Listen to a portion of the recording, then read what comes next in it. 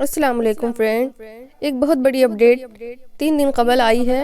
वो यह है कि बीपीएससी एंड बीएसएससी वाले विद्यार्थी यानी स्टूडेंट 3 बार से ज़्यादा नहीं बैठ सकते हैं।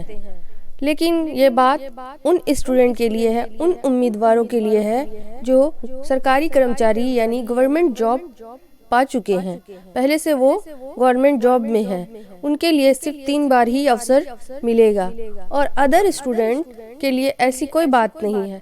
उनकी एज लिमिट के हिसाब से जितना भी हो सके वो दे सकते हैं और इस एग्ज़ाम में बैठकर इस एग्ज़ाम को क्वालिफाई कर सकते हैं। इसके लिए कोई भी प्रॉब्लम नहीं होगी। लेकिन गवर्नमेंट जॉब वाले के लिए सिर्फ 3 बार ही मौका मिलेगा उनको बीएसएससी एंड बीपीएससी के एग्ज़ाम में बैठने के लिए।